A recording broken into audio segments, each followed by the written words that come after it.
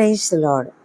ప్రియమైన వారలారా, ఈ ఆశీర్వాదకరమైన ఆదివారం ఉదయాన ప్రభు నామంలో మీకు శుభములు. ఈ ఉదయము మనము దేవుని సన్నిధిలోనికి వచ్చినప్పుడు మన అవసరాలను గురించి మాత్రమే ఆలోచించకుండా ఆయన కృపను ధ్యానిద్దాం. ఆయన చేసిన మేలులను జ్ఞాపకం చేసుకుందాం. ఆయన నామమును స్తుతిద్దాం. కీర్తనకారుడు ఒక అద్భుతమైన మాట చెప్తూ ఉన్నాడు. దేవా, నీ మందిరములో నీ కృపను ధ్యానించితిమి. ఎంత అద్భుతం కదా! నిజంగా మనం అలా చేస్తున్నామా? ఈ ఆదివారం ఉదయం మన హృదయాలను దేవుని వైపు త్రిప్పుకొని ఆయన కృపను ధ్యానిద్దు ఆరాధిద్దాం. ప్రియమైన వాళ్ళారా, మన జీవితంలో ఎన్నో విషయాలను మనం ధ్యానిస్తూ ఉంటాము. మన సమస్యలు, మన బాధలు, మన అవసరాలు, రేపటి గురించి మన ఆందోళనలు, ఇవన్నీ మన ఆలోచనలను నింపేస్తూ ఉంటాయి. కానీ కీర్తన 48:9 కీర్తనకారుడు అంటున్నాడు, దేవా, నీ మందిరములో నీ కృపను ధ్యానించి ఉన్నాము. ఎంత చక్కని ఆరాధనా భావం! దేవుని సన్నిధికి వచ్చినప్పుడు మన సమస్యల కంటే ముందుగా ఆయన కృపను జ్ఞాపకం చేసుకోవాలి. గత వారమంతా దేవుడు మనల్ని కాపాడాడు. మనకు తెలియని ఎన్నో ప్రమాదాల నుండి తప్పించాడు. మనకు అవసరమైన బలాన్ని ఇచ్చాడు. మన కన్నీళ్లలో మనకు తోడుగా ఉన్నాడు. మన ప్రార్థనలను విన్నాడు. ఈరోజు మరో నూతన ఉదయాన్ని చూడడానికి జీవంను అనుగ్రహించాడు. ఇంత గొప్ప అద్భుతమైన మేలులు ఆయన చేసి ఉండగా, ఆయన తన కృప చొప్పున, అన్నిటికంటే ముఖ్యంగా తన కృప చొప్పున మనల్ని రక్షించుకున్నాడు కదా. ఆయన ఉచితమైన కృప చేతనే మనకు రక్షణ కలుగుతూ ఉన్నది. ఆ రక్షణ మనం ఎలా సంపాదించుకున్నాం? మనం ఏమైనా పని చేశామా? మనం ఏమైనా కష్టపడ్డామా? మనం ఏమైనా చాలా ముఖ్యమైన పనులు, గొప్ప పనులు చేశామా అంటే ఏమీ లేదు. మనము సాధారణమైనటువంటి వారం. కానీ దేవుడు తన ఉచితమైన కృప చేతనే మనకు రక్షణను అనుగ్రహించి ఉన్నాడు. కాబట్టి మనము ఈ దినాన దేవుని సన్నిధిలో మన యొక్క హృదయములను విప్పి ఆయన కృపను ధ్యానిద్దాం. ఇవన్నీ మన జీవితంలో ఉన్న దేవుని కృపకు సాక్ష్యాలు. కొన్నిసార్లు మనం అడిగింది ఇంకా జరిగి ఉండకపోవచ్చు. ఎదురు చూస్తున్న జవాబు ఇంకా రాకపోవచ్చు. పరిస్థితులు మనము కోరుకున్నట్లుగా మారకపోవచ్చు. అయినప్పటికీ కూడా మనం ఇలాగ చెప్పగలగాలి, ప్రభా, నా పరిస్థితులు ఎలా ఉన్నా నీ కృప మాత్రం నా జీవితంలో తగ్గిపోలేదు. ఆరాధన అంటే దేవుని కృపను జ్ఞాపకం చేసుకోవడం. దేవుడు మనకి ఏమిచ్చాడు అనే దానికంటే దేవుడు ఎవరు అనే విషయాన్ని గురించి ఆయనను ఘనపరచడమే నిజమైన ఆరాధన. అందుకే 10వ వచనంలో ఏమని రాయబడిందంటే, దేవా, నీ నామము ఎంత గొప్పదో, నీ కీర్తియు భూదిగంతముల వరకు అంత గొప్పది అని రాయబడి ఉంది అని మరి కీర్తనాకారుడు ప్రకటిస్తూ ఉంటుండగా మనము అది అర్థం చేసుకుంటున్నామా? మన దేవుడు మన ఇంటికి మాత్రమే దేవుడు కాదు, మన సంఘానికి మాత్రమే దేవుడు కాదు, భూదిగంతముల వరకు స్తుతింపబడవలసిన మహోన్నతుడైన దేవుడు. ఈ ఆదివారం ఉదయం మనం ఒక నిర్ణయం తీసుకుందాం. ప్రభా, నా సమస్యలను ధ్యానించడం కంటే నీ కృపను ధ్యానిస్తాను. నా భయాలను తలంచుకోవడం కంటే నీ విశ్వాస్యతను జ్ఞాపకం చేసుకుంటాను. నా కొరతలను చూడడం కంటే నీవు చేసిన మేలులను లెక్కిస్తాను. నా పరిస్థితులు ఎలా ఉన్నా నిన్ను స్తుతిస్తాను. ఇలాంటి స్తుతి, ఇలాంటి ఆరాధన మనం చేయగలుగుతామా? నాకు తెలిసినటువంటి నేను ఒక విషయం విన్నాను. ఒక సేవకుడు చెప్తున్నటువంటి సాక్ష్యము ఏమిటంటే, ఆయన దగ్గరికి ఒక స్త్రీ వచ్చిందంట. ఆమె తన జీవితంలో తనకు దేవుడు అన్యాయం చేశాడని, నాకు ఏది మేలులు జరిగించలేదని, నాకు ఇంకా ఆయన దగ్గరికి అంటే దేవుని దగ్గరికి రావాలని లేదు అని చెప్పినట్లుగా. మరి ఆ సేవకుడు ఏమన్నాడంటే, అమ్మ, నువ్వు అంతగా దిగులు పడుతూ బాధపడుతూ ఉన్నావంటే సరే, కానీ ఒకసారి నువ్వు ఒక తెల్ల పేపర్ తీసుకొని, ఒక తెల్ల కాగితం తీసుకొని, లేదా ఒక నోట్బుక్లో గత సంవత్సరం ఆరంభం నుంచి ఇంతవరకు ఈ సంవత్సరం, ఇప్పుడు ఈ సమయంలో ఎంత తేదీ, ఈ తేదీ వరకు నీకు దేవుడు చేసిన మేలులను ఒకసారి లిస్టు రాసుకొని రామ్మ, ఆ తర్వాత నీవు ఇష్టమైనట్లే చేయి అని చెప్పాడట. అయితే ఆమె వెళ్ళింది. మరుసటి రోజు ఆమె వచ్చింది. ఆమె నోట్బుక్ తీసుకొని వచ్చింది. అయితే ఆమె కన్నీటి పర్యంతం అయిపోయింది. ఏమని అన్నది ఆ అమ్మాయి అంటే,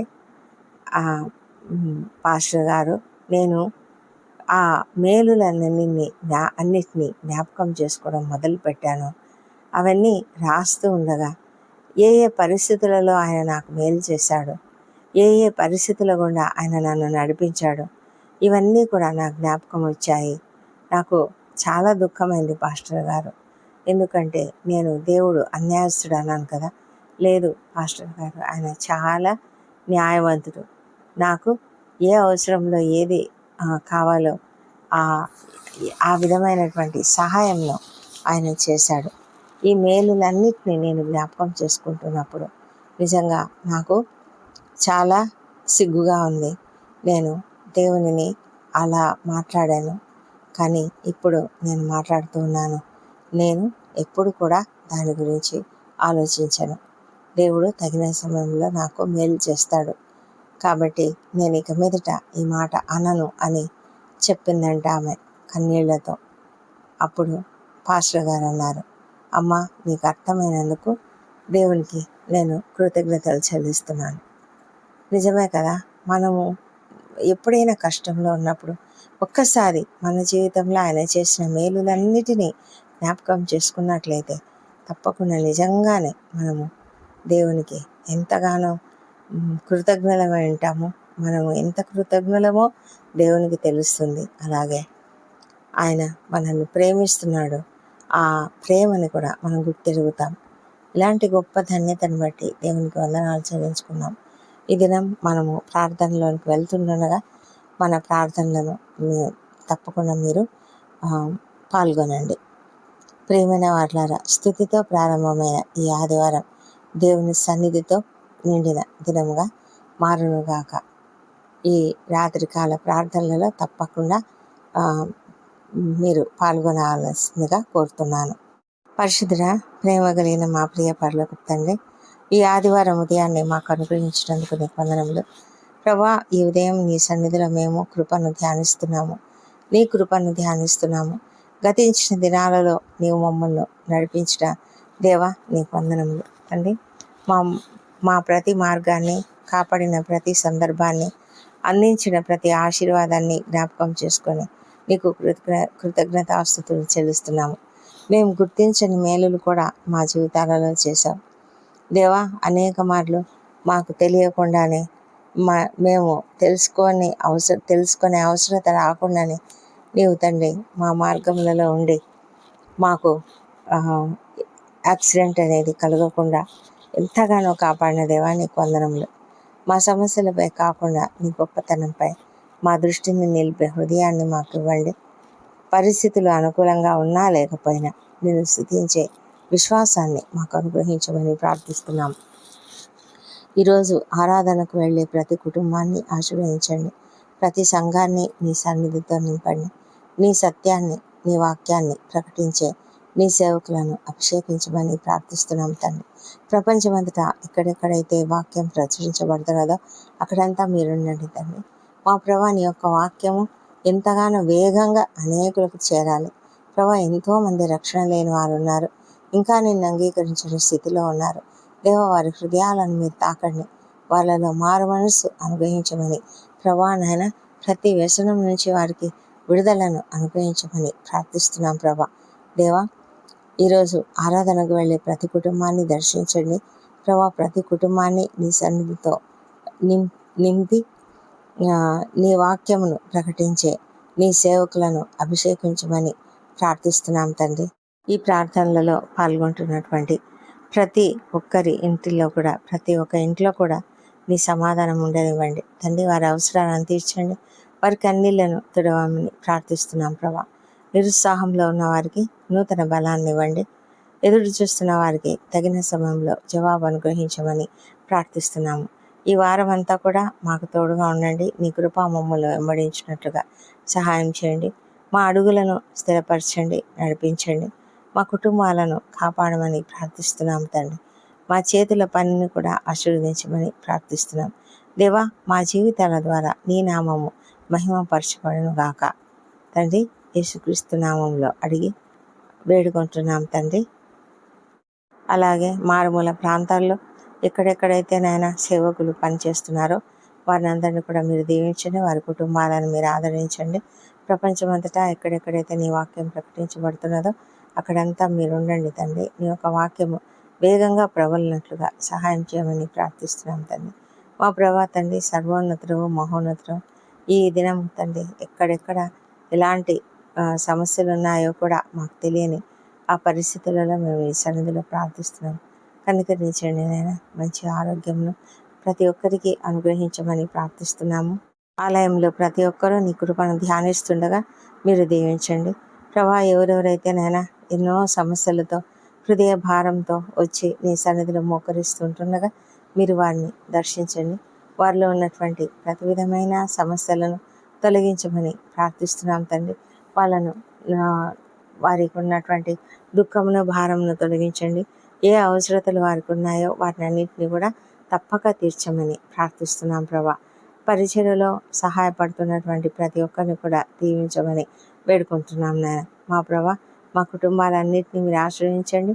చిన్న బిడ్డలను, వృద్ధులను, ఒక్కొక్కలను పేరు పేరున ఆశీర్వదించమని ప్రార్థిస్తున్నాం తండ్రి ప్రభా. మరి ఈ ప్రపంచమంతటా శాంతి సమాధానం అనుగ్రహించండి దేవా.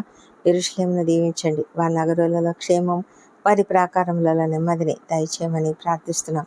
మా దేశంను దీవించండి. మా దేశంపై నీ పరిశుద్ధాత్మను కుమ్మరించమని ప్రార్థిస్తున్నాం తండ్రి దేవా ప్రభా. నీ సన్నిధి కాంతి మా అందరిపైన కూడా ఉదయింపజేయమని వేడుకొంచున్నాము. ఈ దినం ఎవరెవరైతే బర్త్డేలు, వివాహ దినములు జరుపుకుంటున్నారో వాళ్ళని దీవించి వారికి తండ్రి నీ యొక్క కృపను అధికంగా కుమ్మరించమని ప్రార్థిస్తున్నాం. గత కాలం అంతటి కంటే కూడా ఇంకనూ అధికమైన కృపను వారికి అనుగ్రహించమని ప్రార్థిస్తున్నాం తండ్రి దేవా ప్రభా. మా ప్రార్థనలన్నీ మీరు అంగీకరించి జవాబులు ఇచ్చినందుకు నీకు వందనములు. ఈ ప్రార్థనలన్నీ మా ప్రభువును, మా ప్రియ రక్షకుడునైన యేసుక్రీస్తు నామంలో అడిగి పొంది ఉన్నామని నమ్ముతూ నీకు స్తోత్రం తెలుస్తున్నాం తండ్రి. Amen, amen. ప్రియమైన వారులారా, ఈ ఆదివారం ఉదయం ఒక్క విషయం మీ హృదయంలో ఉంచుకోండి. మీ సమస్యలను లెక్కించకండి, దేవుని కృపలను లెక్కించండి. ఇప్పటి వరకు మిమ్మల్ని నడిపించిన దేవుడు రాబోయే దినాలలో కూడా మిమ్మల్ని విడిచిపెట్టాడు. కాబట్టి ఈరోజు ఆనందంతో ఆయనను ఆరాధించండి, కృతజ్ఞతతో ఆయనను స్తుతించండి, విశ్వాసంతో ఈ నూతన వారంలోనికి అడుగు పెట్టండి. దేవుని కృప మీ మీద, మీ కుటుంబం మీద సమృద్ధిగా ఉండునుగాక. Amen, amen.